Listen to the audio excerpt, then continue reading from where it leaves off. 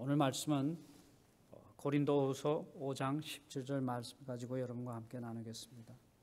그런즉 누구든지 그리스도 안에 있으면 새로운 피조물이라 이전 것은 지나갔으니 보라 새 것이 되었도다. 아멘. 여러분, 이 새해에 여러분이 이렇게 함께 이렇게 주님 전에 나와 예배드릴 수 있다는 것이 참 하나님의 크신 은혜입니다. 저도 이게 새해 맞이에 감기 걸리지 않고 이렇게 하나님께서 단위에 세워주신 것이 참 하나님의 은혜며 얼마나 감사한지 모르겠습니다. 여러분 또 이렇게 건강한 몸으로 이 단위에서 또 제가 한 달 만에 뵙는 것 같습니다. 얼마나 반가운지요. 제가 지금 얼굴은 이렇게 잘 보이지 않지만 여러분의 이렇게 모습을 볼 때 진심으로 하나님께 감사드립니다. 그런즉 누구든지 그리스도 안에 있으면 새로운 피조물이다. 하나님께서 저희들을 새롭게 하셨습니다. 우리가 주님 안에 들어왔을 때 하나님께서 놀랍게 옛것은 다 하나님께서 지워버리시고 우리를 새롭게 만들으셔서 하나님께서 우리로 하여금 영광을 받기를 원하시는 것입니다. 얼마나 감사한지요.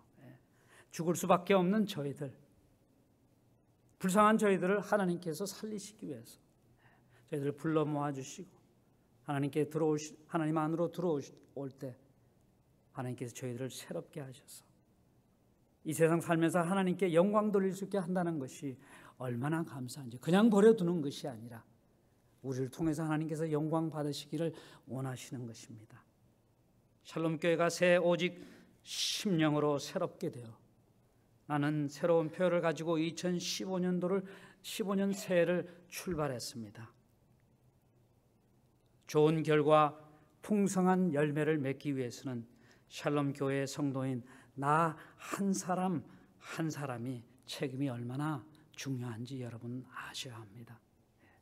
그냥 이루어지는 것이 아닙니다. 몇 사람이 이렇게 새로워져서 이루어지는 것이 아닙니다. 왜냐하면 우리 모두가 나 한 사람 한 사람이 새로워져야 한다는 결단과 실천이 없다면 교회적 차원의 그런 새로운 변화를 우리가 기도할 수 없기 때문입니다. 샬롬교회가 진정한 변화를 위해서 가장 중요한 것은 내가 먼저 새로워지는 것입니다. 다른 사람이 아니라, 옆에 있는 사람이 아니라 바로 나 자신이 새로워져야 한다는 것입니다. 바로 이 자리에 앉아 말씀을 듣고 계시는 성도 여러분과 제가 먼저 새롭게 변화되어야 한다는 것입니다. 얼마나 중요한 책임입니까? 사람이 새롭게 변화되려면 사람의 마음이 첫째, 사람의 마음이 새로워져야 합니다. 인간의 마음은 사고의 중심지이며 의식의 원천으로 선한 행위나 악의 근원지가 됩니다. 사람의 마음은 그 사람의 삶을 지배하는 중심지입니다. 바로 컨트롤 센터입니다. 그래서 어떤 사람은 악의 지배를 받아 지옥을 안고 사는 사람이 있는가 하면 반대로 어떤 사람은 성령의 지배를 받아 천국을 경험하며 늘 기뻐하고 감사하며 사는 사람이 있습니다. 성경의 잠언 42절에 모든 지킬 만한 것 중에 더욱 내 마음을 지키라. 내 생명의 근원이 이에서 남이라고 말씀하고 있습니다. 마음을 지킨다는 것이 사람이 악한 것과 싸워 이겨 신앙의 성장을 이루고 영육 간의 참된 생명을 소유하는 결과를 가져오기 때문에 이것이 얼마나 소중하다는 것입니다. 여러분, 참 우리가 행동은 바꿀 수 있지만 가끔 바꿔줄 수 있습니다. 외모는 바꿔줄 수 있습니다. 그러나 그것이 오래 가지 못합니다. 우리가 이 마음속 안에서 우리가 변화되지 않으면 잠시 그 외형적으로 변화된 그것은 오래가지 못합니다. 그러나 우리가 마음속 중심에서 변화를 일으켜 서서히 외모가 바뀐다면 그 바뀜, 그 변화는 오래갈 수 있습니다. 그러나 그 가운데 주님을 붙들고 있다면 그 변화는 영원히 갈 수 있다는 것입니다. 진정한 변화는 우리의 내면 깊숙한 곳으로부터 시작되는 심령의 변화, 바로 우리의 마음에서부터 시작되는 변화를 말하고 있습니다. 이 심령의 변화를 어떻게 우리가 시작할 수 있습니까? 진정한 심령의 변화는 우리 마음속에 구주 되시는 예수 그리스도를 온전히 모실 때 그것이 가능한 것입니다.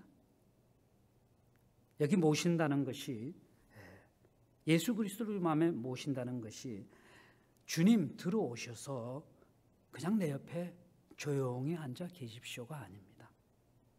본문에 누구든지 그리스도 안에 있으면 새로운 피조물이라 이렇게 말씀하시는데, 여기 그리스도 안에서의 의미는 관계입니다. 주님과의 밀접한 관계를 의미합니다. 믿음과 회개를 통하여 그리스도의 죽음을 자신의 죽음으로 받아들여 그리스도와 하나가 되는 것을 의미합니다. 즉 그리스도와 영적인 교제를 갖게 되었을 때 그에게 그리스도로 말미암는 새로운 창조 행위가 일어나 우리가 새로운 존재가 된다는 것입니다. 바로 새로운 피조물이 된 것입니다. 마음을 새롭게 하는 것은 인간의 노력으로는 이루어지지 않습니다. 자신의 노력이나 의지에 의해서 되는 것이 아닙니다. 인간의 노력으로는 불가능한 것입니다. 디도서 3장 5절에 우리를 구원하시되 우리의 행한 바 의로운 행위로 말미암지 아니하고 오직 그의 긍휼하심을 쫓아 중생의 씻음과 성령의 새롭게 하심으로 하셨나니 이렇게 말씀하고 있습니다. 성령의 새롭게 하심으로 스스로 되는 것이 아니라 오직 성령에 의해 나의 마음이 새롭게 변화된다는 것입니다. 성령 하나님 그분의 도우심으로만 매일 새로워지고 성숙되어진다는 것입니다. 마음이 새롭게 변함으로 나의 생각이 새롭게 변화되고 행동도 새롭게 계속 변화되므로 나도 모르게 주님을 닮아가는 것입니다. 성령의 새롭게 하심으로 마음이 새로워지는 저와 성도 여러분 모두가 되시기를 축복합니다. 여기 이전 것은 지나갔으니 보라 새 것이 되었도다. 이전 것이 지나갈 것이니 앞으로 새로운 것으로 될 것이라고 말씀하지 않습니다. 지나갔고 새롭게 되었다고 그랬습니다. 우리가 그리스도 안에 거할 때 마음속에서 일어나는 영적 변화로 인해 새로운 피조물이 된 우리는 육체로 알았던 지식과 사고방식을 따라 살지 않고 이제는 하나님과 맺은 새로운 관계 속에서 그리스도와 그의 나라에 합당한 생활 방식과 사고방식을 따라 산다는 것입니다. 여러분, 옛 모습 다 내려놓고 새로운 마음으로 하나님께서 여러분을 새롭게 만드신 그 모습으로 그런 생활 방식으로 사고 방식으로 여러분 지금 살고 계십니까?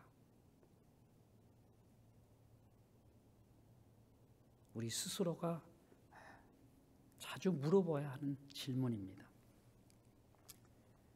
바로 이렇게 살 때 우리 삶 가운데 새로운 삶의 변화가 일어났다는 것을 우리가 알 수 있습니다.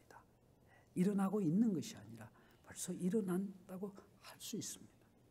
육신에 속한 사람이 육신의 정욕을 따라 내 멋대로 사는 것이 아니라 이제는 영에 속한 사람처럼 성령의 인도하심을 따라 오직 주님의 영광을 위해서 살아가야 한다는 것입니다.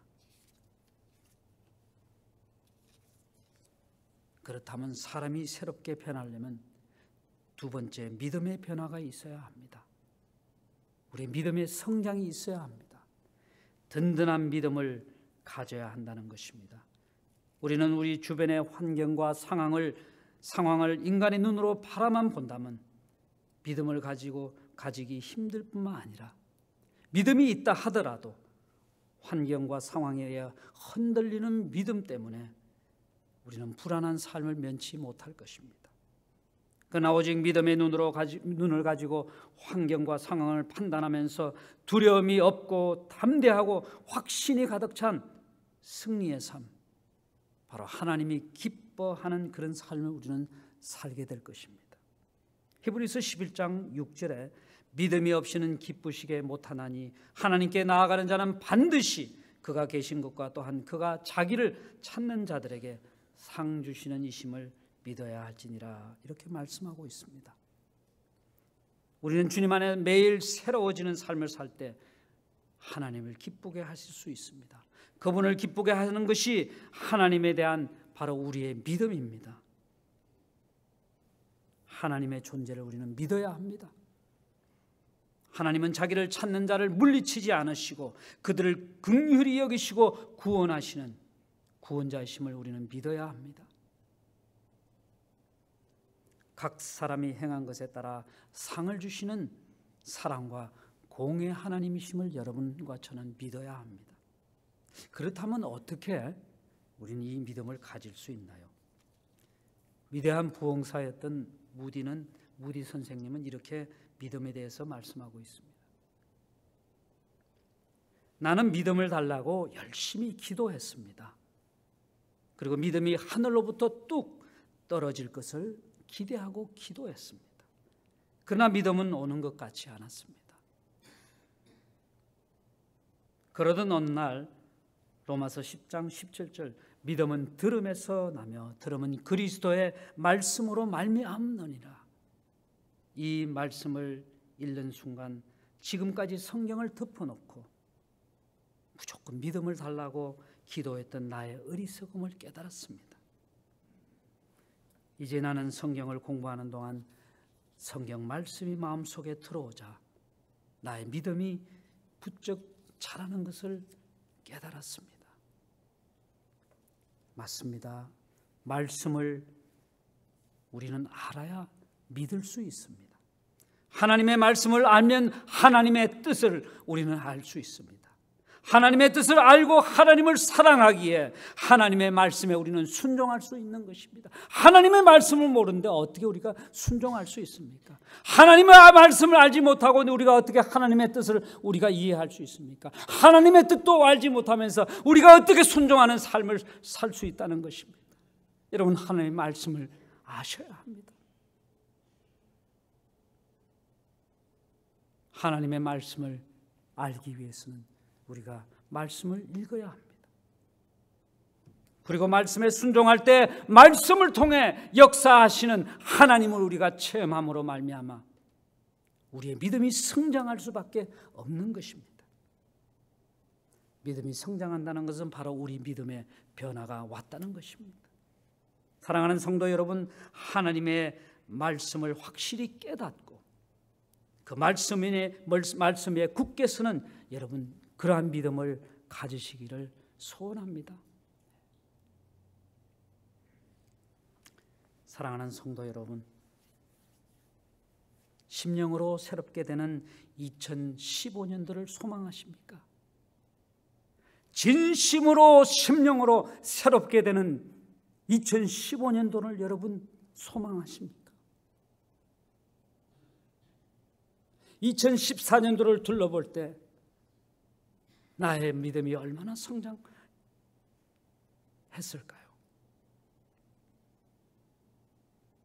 여러분, 샬롬교회 표같이 오직 심령으로 새롭게 되는 그러한 나 자신을 소망하는 여러분 되시기를 간절히 바랍니다. 그렇게 되기 위해서는 우리는 주님 안으로 들어와야 합니다. 저와 여러분은 주님 안으로 우리가 들어가야 합니다. 나의 생각, 나의 의지, 나의 욕망 다 내려놓으시고 진심으로 회개하는 그 모습으로 주님 안으로 우리는 들어가야 합니다. 그저 마음으로 2015년도 나는 새롭게 되어 하나님의 영광을 드러내는 삶을 살게 하시옵소서가 아닙니다.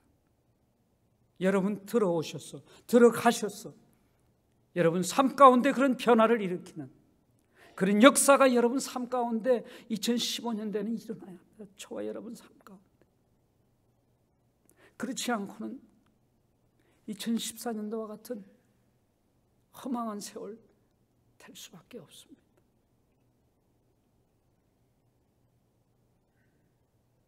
여러분, 진정한 그리스도인으로서는 주님 안으로 들어오셔서 매일매일 하나님과 동행하는 삶, 하나님께서 나와의 삶 가운데 역사하시는 그런 놀라운 삶을 여러분과 저는 매일매일 경험하면서 천국을 경험하는 그런 삶을 사셔야 합니다. 여러분 마음에 준비가 되셨나요? 벌써 오늘이 6일입니다. 2015년 맞이한 지가 어제 같지만 벌써 6일입니다. 여러분 더 깊이 우리가 2015년 안으로 들어가기 전에 오늘 이 말씀을 기억하면서 우리는 벌써 주님 안에 있다면 벌써 새로운 피조물입니다. 옛것은 다 뒤로 떠나버리고 주님 안에서 새로운 피조물로서 하나님과 동행하는 여러분과 저가 다 되시기를 주님의 이름으로 축원합니다.